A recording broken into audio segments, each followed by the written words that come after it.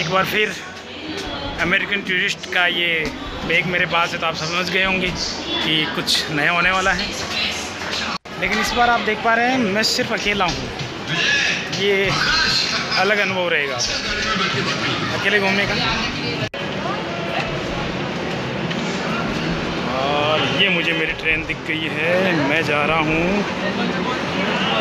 इंदौर।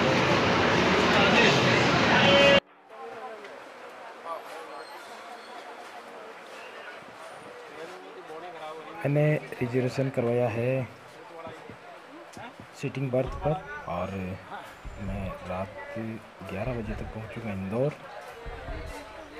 लेकिन ये मेरा अकेलापन ज़्यादा समय तक अकेलापन नहीं रहेगा, क्योंकि जल्दी ही पैसा मिलने वाले हैं।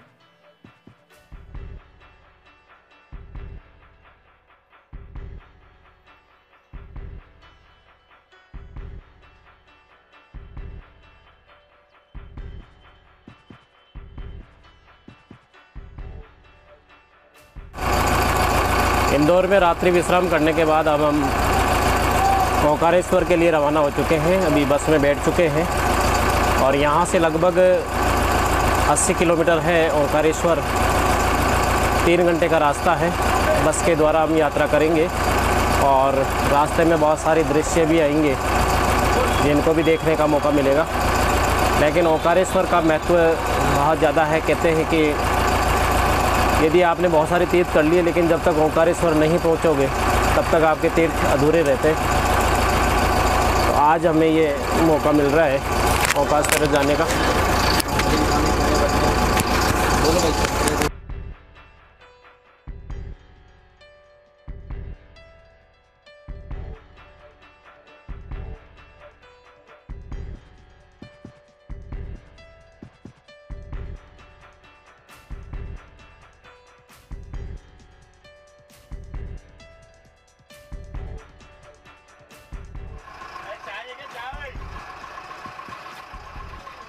अब विभिन्न गांवों से गुजरते हुए हम जल्दी ही पहुंचने वाले हैं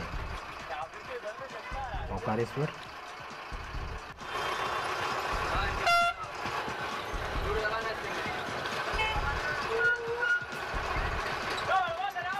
बस जगह जगह रुक करके जा रही है। इंदौर से महू होते हुए ओंकारेश्वर रोड नाम से स्टेशन तक आप ट्रेन से भी जा सकते हैं, और अगर आप बस पकड़ना चाहते हैं तो बस पकड़ पाएंगे।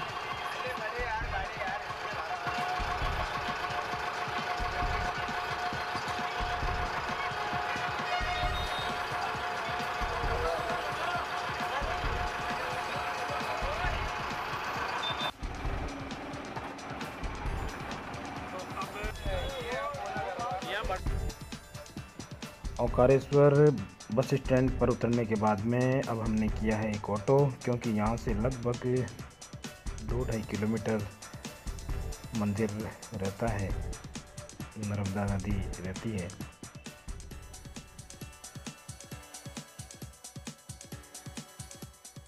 तो अब हम पहुँच गए हैं ओंकारेश्वर महादेव मंदिर के बहुत नज़दीक। आपको बता दें, ओंकारेश्वर एक हिंदू मंदिर है। यह मध्य प्रदेश के खंडवा ज़िले में स्थित है। यह नर्मदा नदी के बीच मंदाता या शिवपुरी नामक द्वीप पर स्थित है। यह भगवान शिव के 12 ज्योतिर्लिंगों में से एक है। यह यहाँ के मोरटक्का गांव से लगभग 14 किलोमीटर दूर बसा है। यह द्वीप हिंदू पवित्र चिन्ह ओम के आकार में बना है। यहाँ 2 मंदिर स्थित है।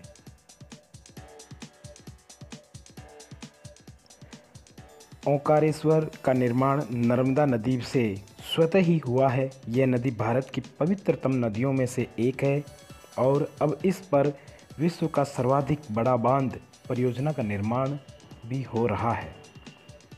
जिस ओंकार शब्द का उच्चारण सर्वप्रथम सृष्टिकर्ता विधाता के मुख से हुआ, वेद का पाठ इसके उच्चारण किए बिना नहीं होता। इस ओंकार का भौतिक संग्रह ओंकार क्षेत्र है।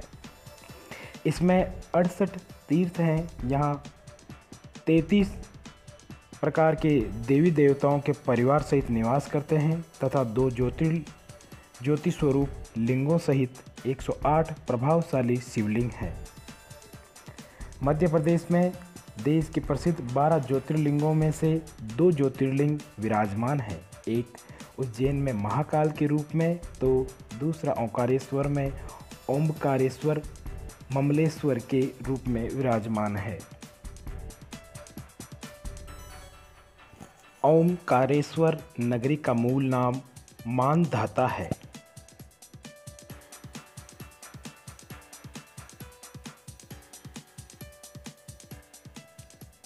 नर्मदा क्षेत्र में ओमकारेश्वर सर्वश्रेष्ठ तीर्थ है।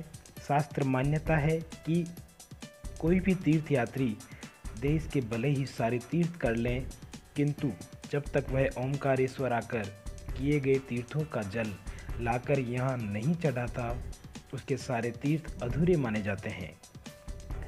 ओमकारेश्वर तीर्थ के साथ नर्मदा जी का भी विशेष महत्व है। शास्त्र मान्यता के अनुसार जमुना जी में 15 दिन का स्नान तथा गंगा जी में 7 दिन का स्नान जो फल प्रदान करता है, उतना पुण्य फल नर्मदा जी के दर्शन मात्र से प्राप्त हो जाता है। ओमकारेश्वर तीर्थ क्षेत्र में 24 अवतार, माता घाट, सैलानी, सीता वाटिका, धावड़ी कुंड, मार्कंडेय शिला, मार्कंडेय संन्यास आश्रम, अन्नपूर्णा आश्रम, विज्ञानशाला, बड़े हनुमान, खेड़ापति हनुमान, ओमकार मठ, माता आनंदमयी आश्रम, ऋण मुक्तेश्वर महादेव, गायत्री माता मंदिर, सिद्धनाथ गौरी सोमनाथ, आड़े हनुमान, माता वैष्णो देवी मंदिर, चांद सूरज दरवाजे, वीरखला विष्णु मंदिर, ब्रह्मेश्वर मंदिर, सेगांव के गजानन महाराज का मंदिर, काशी विश्वनाथ, नरसिंह टेकरी, कुबेरेश्वर महादेव, चंद्रमौलेश्वर महादेव के मंदिर भी दर्शनीय हैं।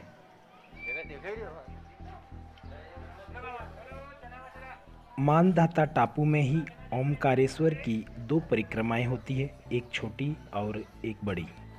ओमकारेश्वर की यात्रा 3 दिन की मानी जाती है। इस 3 दिन की यात्रा में यहाँ के सभी तीर्थ आ जाते हैं, अतः इस क्रम से ही वर्णन किया जाता है।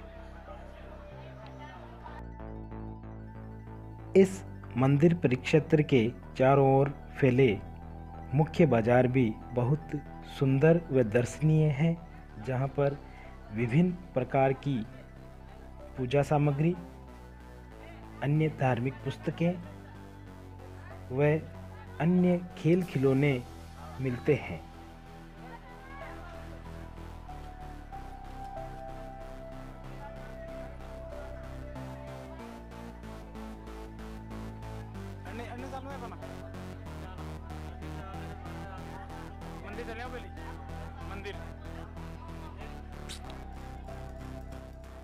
इस मंदिर में शिव भक्त कुबेर ने तपस्या की थी तथा शिवलिंग की स्थापना की थी, जिसे शिव ने देवताओं का धनपति बनाया था। कुबेर के स्नान के लिए शिवजी ने अपनी जटा के बाल से कावेरी नदी उत्पन्न की थी। यह नदी कुबेर मंदिर के बाजू से बहकर नर्मदा जी में मिलती है, जिसे छोटी परिक्रमा में देखा है। यही कावेरी ओमकार पर्वत का चक्कर लगाते हुए संगम पर वापस नर्मदा जी से मिलती है। इसे ही नर्मदा कावेरी का संगम कहते हैं। ओमकारेश्वर से कुछ भी खरीदना शुभ माना जाता है।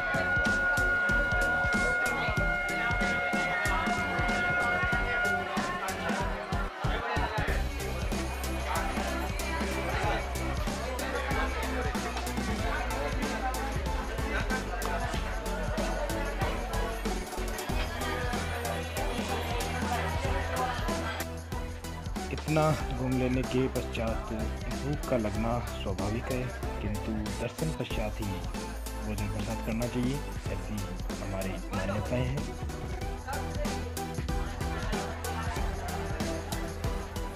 और इस समय मुझे याद आ रही है गुल्लू की, क्योंकि इस दुकान पर अगर वो मेरे साथ होता तो निश्चित रूप से जेसीबी खरीद ही लेता, क्योंकि पिछले जो मथुरा आगरा की जो यात्रा थी उसमें उसने बहुत सारे जेसीबी खरीदी थी। तो अब हम पहुंच रहे हैं स्नान के लिए, और ये स्नान ध्यान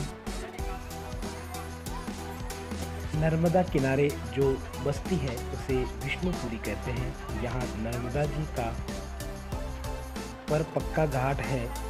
सेतु अथवा नौका द्वारा नर्मदा जी को पार करके यात्री मानधाता द्वीप में पहुँचता है।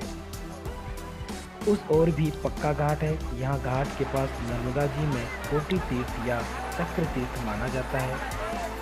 यहाँ स्नान करके यात्री सीढ़ियों से ऊपर चढ़कर ओमकारेश्वर मंदिर में दर्शन करने जाते हैं। मंदिर तट पर ही कुछ ऊंचाई पर स्थित है।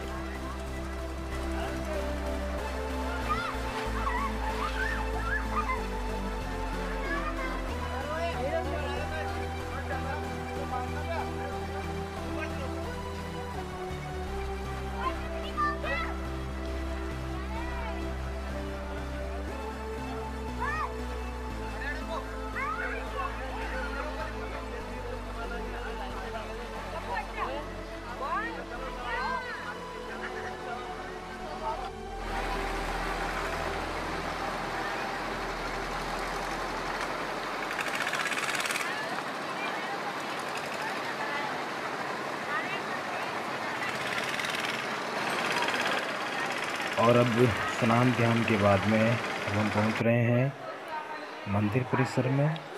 दर्शन हम जल्दी ही दर्शनों का लाभ लेंगे।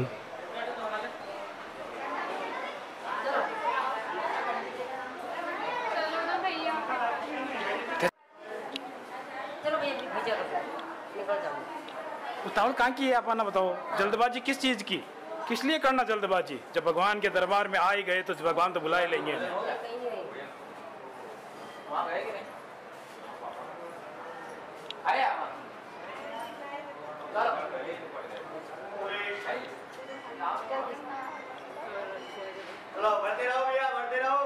बढ़ते रहो भाई। थी जिनको जल्दबाजी वो कभी वापस आए ही नहीं।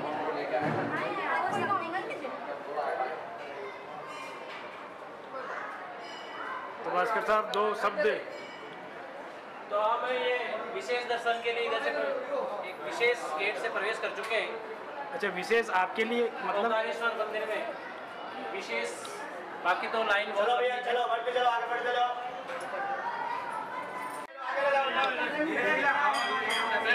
तो चलो बेटा आगे चलो रे। दीदी चलो चलो देखे आगे चलो। चलो तुम आ जाओ ना नीचे। यार ये खड़े हैं।